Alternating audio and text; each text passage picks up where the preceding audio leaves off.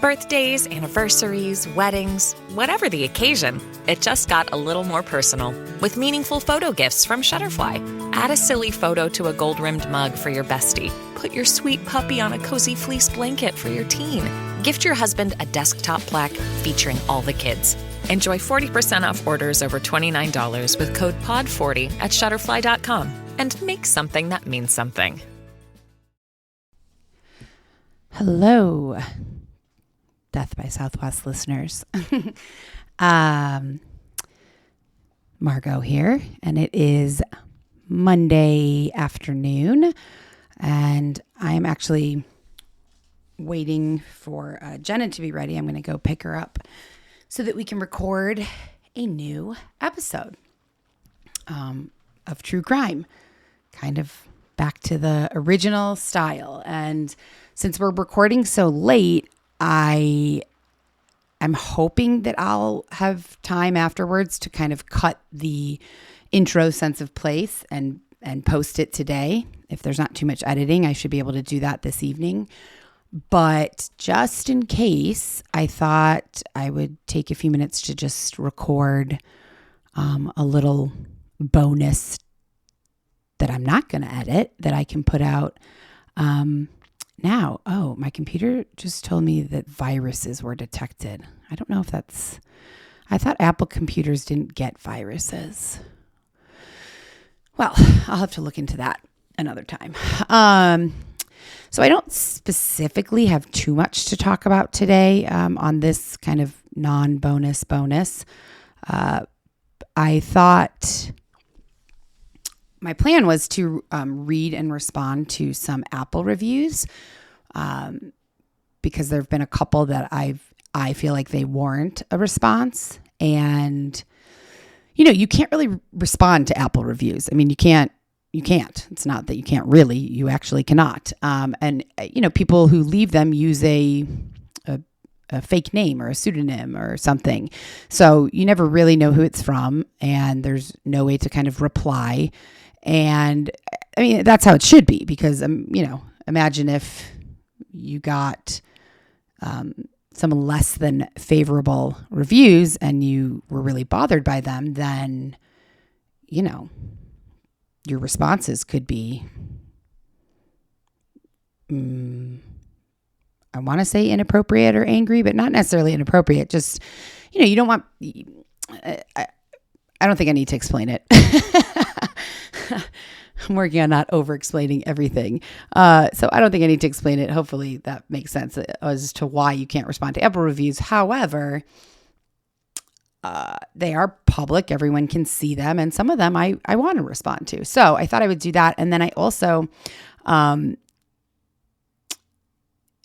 based off of one review, I thought I would share something that I wrote a while ago. I'm not going to over-explain that until we get there. So let me pull up this Apple review. And I don't generally, I don't read DMs or emails, or I try not to, unless I ask the person, because those are private. People are sending that DM directly to myself and or Jenna. So I always try to ask before I share anything like that. And they don't necessarily need to be shared because I generally try to respond. Of course, anyone who's been listening or following us on Instagram for a while knows that I am very inconsistent with the responses. Truthfully, and I don't know if anyone else experiences this, but like with text messages or emails maybe, or DMs, if you haven't responded for a while, like if a couple days go by and I don't respond, then it starts to feel like too overwhelming to respond. Then I don't even want to open up Instagram because I feel guilty that I haven't answered, everyone or some people. And so then I just avoid it, and it just gets worse. So that's why sometimes it takes me a while to respond, because I just completely avoid the whole entire app. And it's not, we have, a couple hundred followers we're not getting like 300 messages. I don't even understand how people like, more public figures and celebrities or whoever, people who run their business through Instagram, how they handle getting hundreds of DMs. Maybe we have like 20 unanswered DMs. So it's not even that overwhelming. It just feels like it sometimes. That's the truth. So, anyways, I got off topic there. So there is a review that we recently got, and I don't know who wrote it because it was so long that I took a screenshot but cut off the name. And I really appreciate it. It was a great review. And I'm going to read it to you. And then I'm going to explain why I felt the need to respond. So this person says, you know what? I need to find the review so that I can read the title and tell you who wrote it. So hold on. Sorry. Okay. Let's see. Okay. Reviews. No, not that one. Okay. So this is the review's called Loving the Personal Touch by Wicked Cricket. I like that name. I'm assuming this is a female, but I don't know. I'm going to go with that though. So she says, it's funny because I found this podcast while looking for true crime desert stuff. So specific, I know. But the first episodes I listened to were Margot's breakup episodes, which are no longer available. But girl, those were so raw and real. I could relate and was impressed by your honesty and bravery. And now I've only listened to one actual crime-based episode. I only reach for the bonus episodes because I love the personal relationship aspect. But I do have to say, the ones with Mark, I can kind of see why the breakup happened. Margot, you're a little mean to him. I hate to say, kind of condescending and dismissive. It happens in relationships though, and obviously that's just a snapshot, not my business. I just finished the Grease episode and I was captivated. You told that story so well. I felt like I was there with you. Super interesting and detailed. I hung on every word. I would honestly just listen to a podcast about Margot's life because you're a great storyteller. So I thank you if you're listening, Wicked Cricket, because that's a really thoughtful, well thought out and lovely review. And I'm so glad to hear that about the Grease episode, because I'm not going to lie. I think me and Jen have both said this before, that sometimes after I finish recording, whether it's a regular crime episode, a bonus episode, no matter what, I kind of just like black out. It's like I can't remember what was said. Was it any good? And that's, I think, often why the editing takes me or can take me so long. Of course, on a lot of the bonus episodes, sorry, my cat just almost stepped on my computer keyboard. Can you, cat, get out of here? Oh, geez. Now something's playing in my ear. Okay. Whoa, a lot's happening. Anyways, that's why when I'm posting unedited episodes, it's really a lot easier to do when it's just me, because I'm kind of an open book. So there's very little that I'm going to say that I would feel like I need to edit out, perhaps. But when it's with Mark or with Jenna, or the true crime episodes, when it's just me, and I know there's only been a couple, I want that to flow like a story. So I will edit those. Anyways, point being, I was unsure if that Grease episode even made sense, if it was too choppy. So while I realize this is only one person's opinion, I'm very glad to hear that. So thank you. And that part of the comment actually inspired me to read what I want to read to you guys after this. But I do want to respond to the Mark part, because I am completely open to and welcome constructive criticism, opinions on anything on the podcast, on how myself and Jen interact, and how myself and Mark interact. Absolutely. Please. I think that's helpful. And she's right. The breakup episodes are no longer available, which I've explained probably way too much in previous episodes. But where she says, I kind of see why the breakup happened. You're a little mean to him, kind of condescending and dismissive. And on the bonus episodes with Mark, I'd say that is sometimes accurate, an accurate description. In life, never. And which is why I know that that's not why he broke up with me. I know why he broke up with me, and I've told you guys about it 800 times. But that I know is not one of the reasons. However, and I don't feel the need to like defend that. I do feel the need to kind of explain that condescending or dismissiveness, because she's right. I have noticed that when I've listened to them, and I don't like it at all. I would never talk to him that way in regular life. I respect him. I never would want to be condescending. I mean, in so many ways, Mark is much more knowledgeable and experienced. Like, I respect the hell out of him and love him, and I would never want to ever make him feel that way. Now, on the podcasts, I guess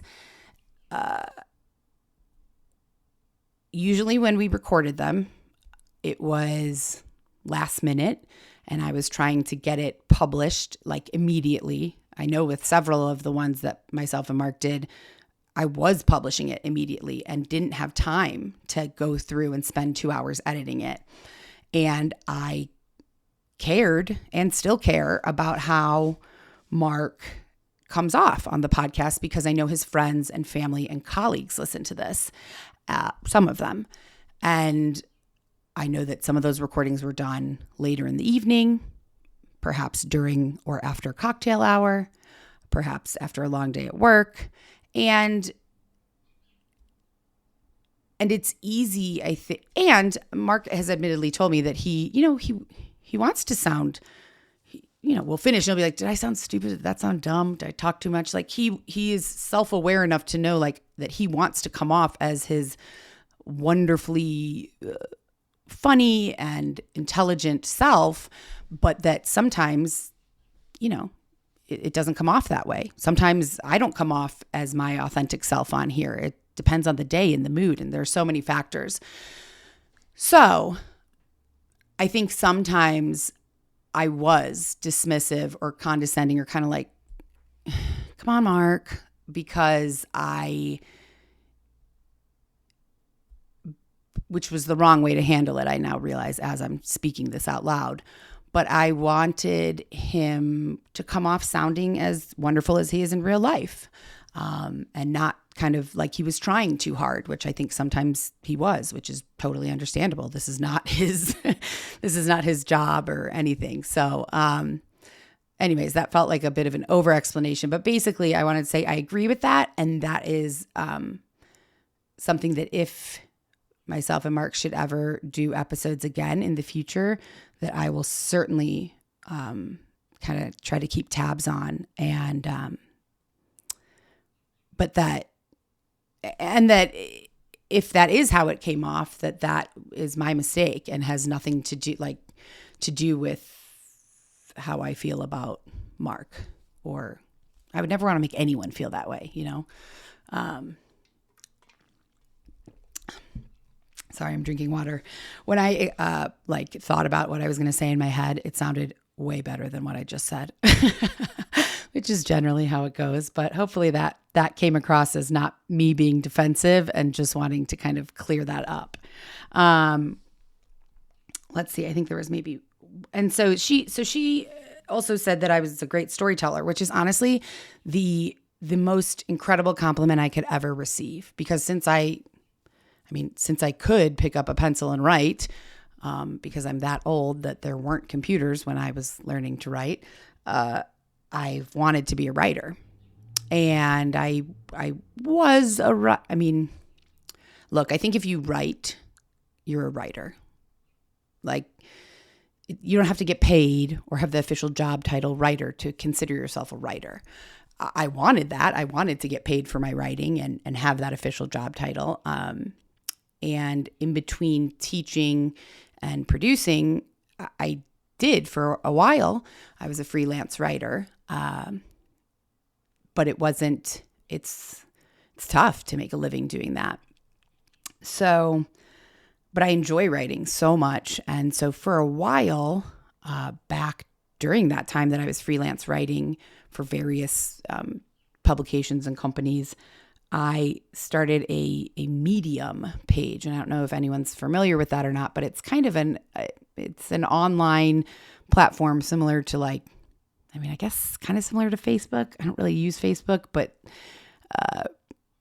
basically it's an open place where anybody can write. Anybody who wants to write can write about anything and publish it to their profile. And you can kind of, when you go there and you look at Medium, it almost kind of looks like a news website, because you can search by topic or whatever. And they're all personal essays, all different levels of writers in terms of professional to just hobby. You can just look up Medium, and I'm sure Google will give you a much more concise explanation than this.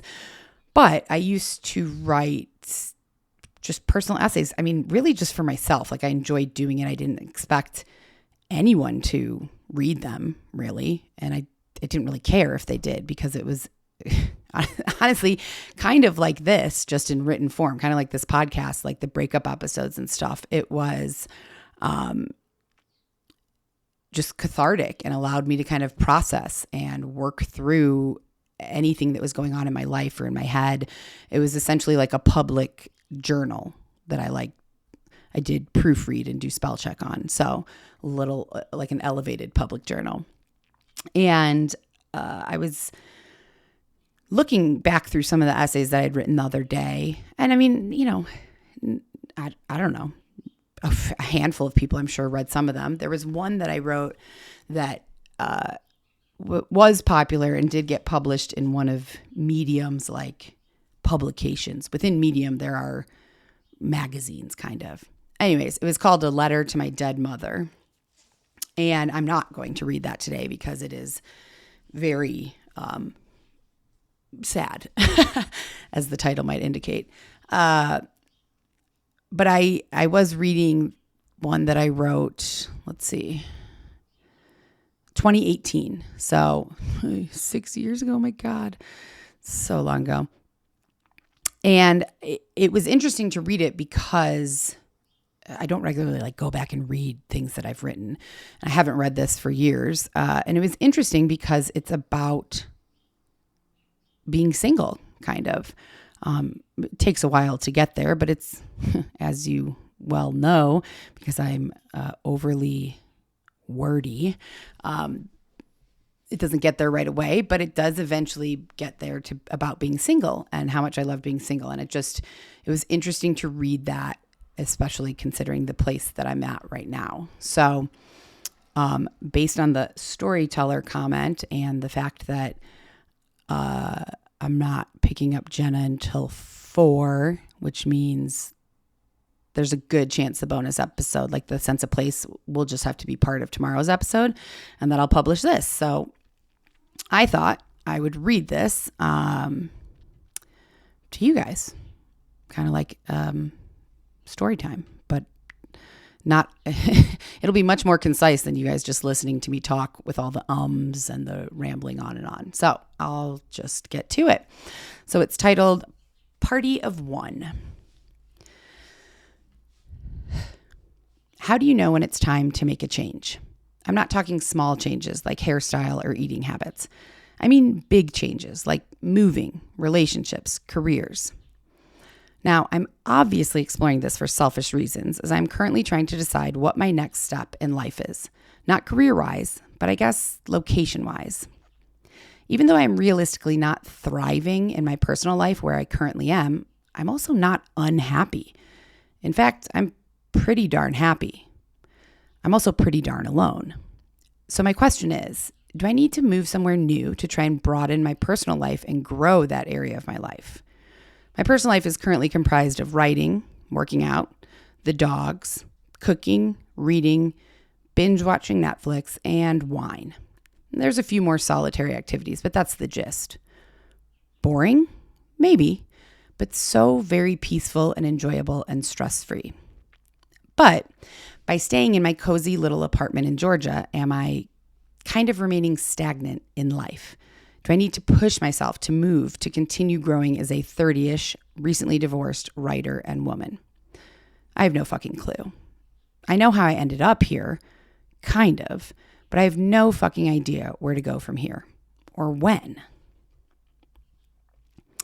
I moved to Georgia in 2009-ish because my now ex-husband and boyfriend at the time was from here. After graduating from college, he said to me, "I'm moving back to Atlanta. You don't have to come with me, but you can if you want. If you don't, I think we should break up." That was a warm, welcoming invite, right? Yeah, it wasn't. But somehow I took that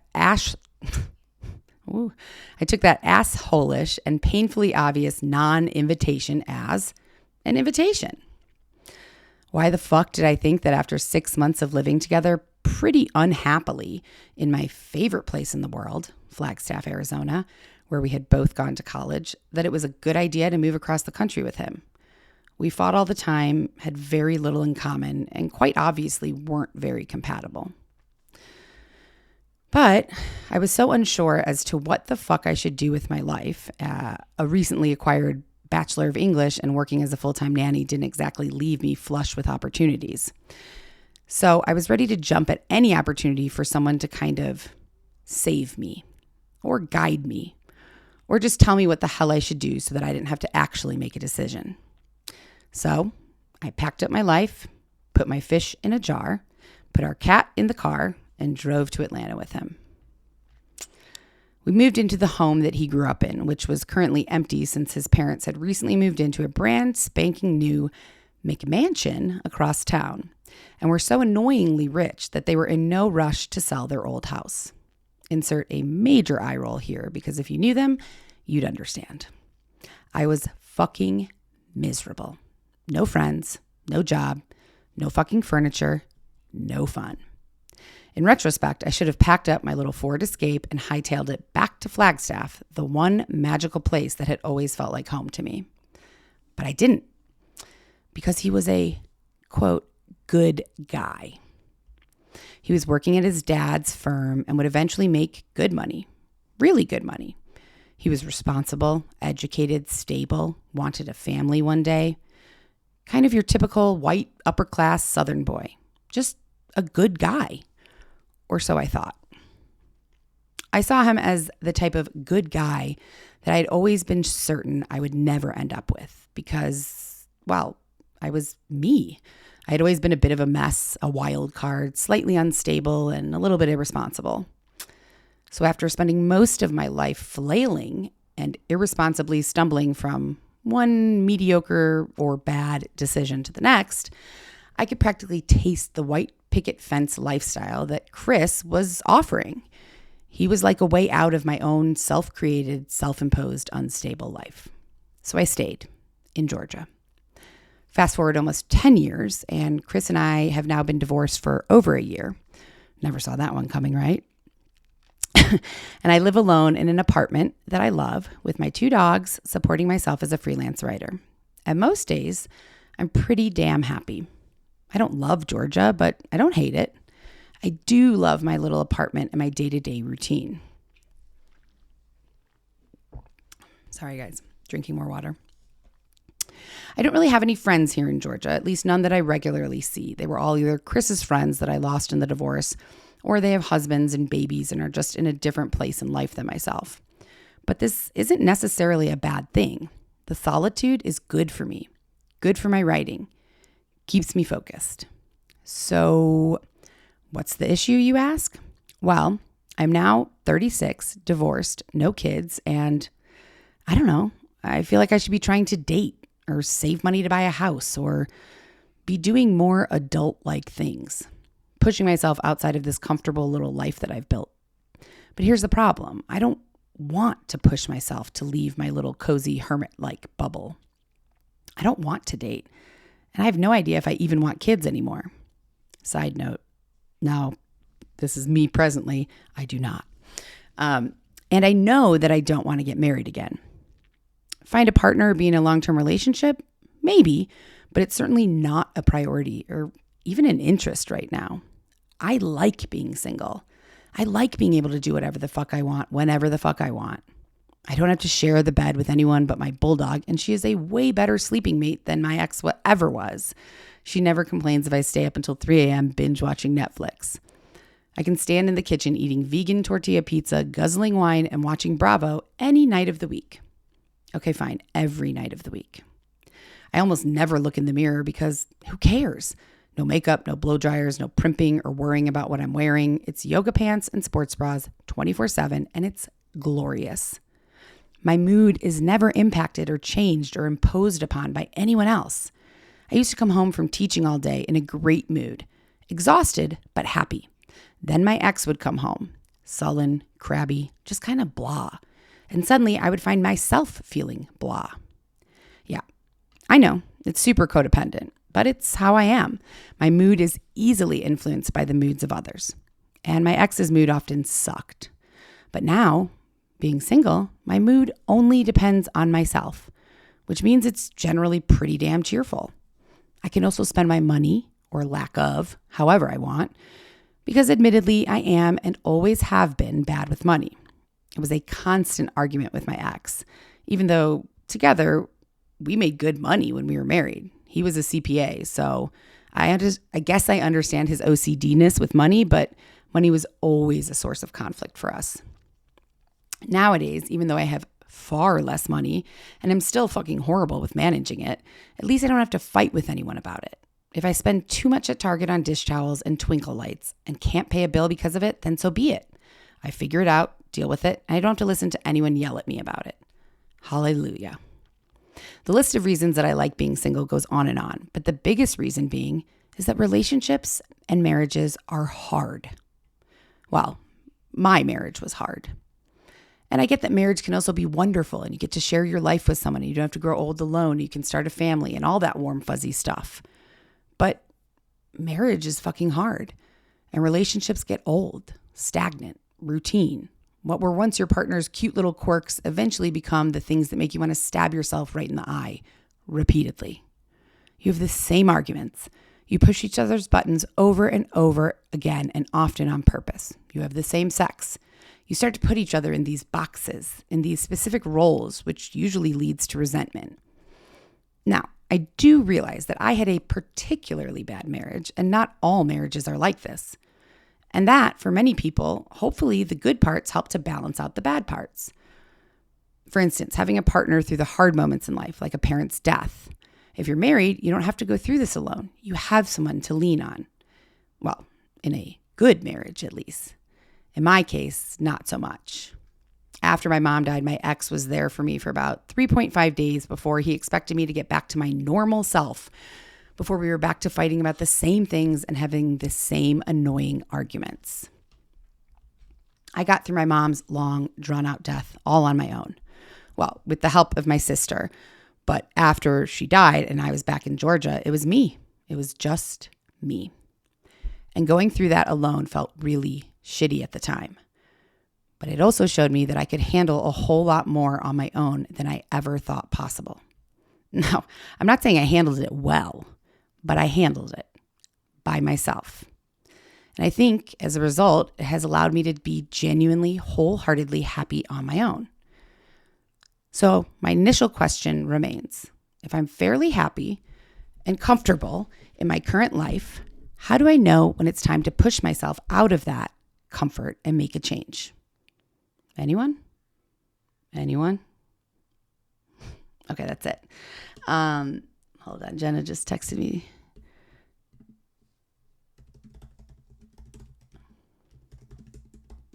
Okay.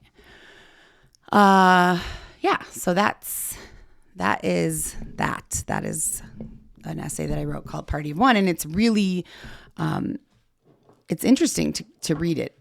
Even again, I read it the other day, and then this was written, I was still living in an apartment and that's the first place I lived in after moving out of the house with my ex. So I was in that apartment for a year or two, maybe. And then I moved into a house that I rented, in a nearby town in Atlanta. I lived in, Roswell in the apartment. And then I moved to this town called Alpharetta that was close by that I just loved. I could walk everywhere. I had the coolest house. And maybe I'll ask Jenna to talk about it at the beginning of the episode we're about to record, because she came to visit with my dad once while I was living there. And she thought it was the creepiest, weirdest, most amazing house. And it really was. It was beautiful and just strange. And in that house, I was even happier. I mean, I loved having my own backyard, and me and Henry took walks every single morning and every single night. Like when I wrote this, living in the apartment, I was happy. After that, like a year or two later in this house, I was blissfully happy. Like I was probably the happiest I had ever been up until that point in life. That may be a bit of a big statement, but, and again, I was still single. I didn't date anybody really until after I got divorced, until Mark. So it's weird, and also a great reminder to kind of go back and read that, because, well, I don't know. Sorry, I'm thinking as I'm speaking right now. Of course, I know that I can be happy being single again. I did it before. I also, up until that point, or up until this point in life, hadn't really experienced a good relationship.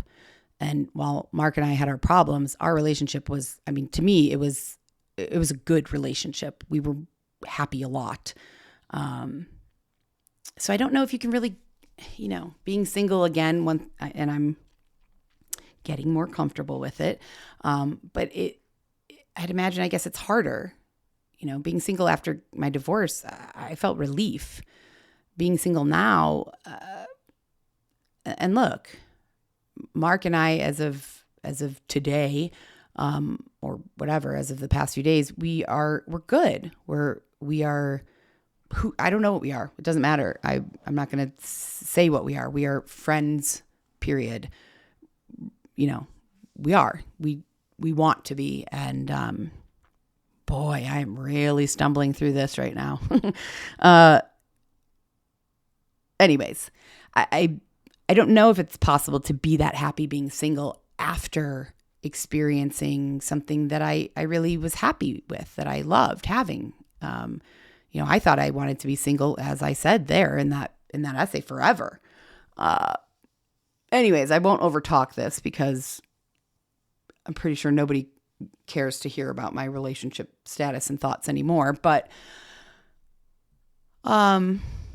yeah, I am proud of some of the things I've written on Medium. I don't think they're all fantastical, but I am proud of some of them.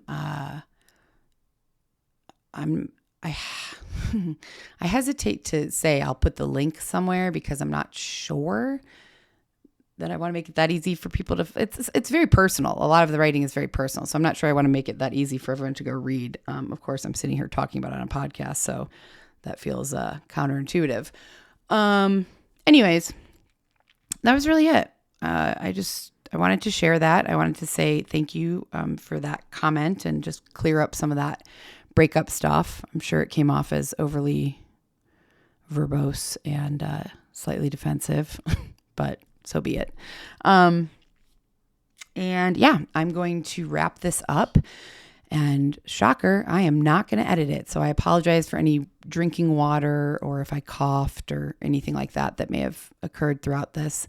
And I'm going to go pick up Jenna, and we are going to record a brand new true crime episode. Unfortunately, because it is so late, the sense of place and intro will not be separate. It will all be together. So for all of you out there who hate how long and rambling the intros are, we will try to keep it concise, but there's a very good chance we won't. So, yeah. And okay, that's it. I feel like I maybe had other things. Oh, I haven't been on social media because of what I talked about earlier. If I feel overwhelmed, I took a few days off, and then I was like, oh, I can't go back. I have so many people that I feel like I'm being rude to by not answering. but I think the last thing that I probably posted was about Henry's surgery. And I said I would keep you guys updated, and then I never opened up Instagram literally again until probably I post this episode right now. So Henry is doing great.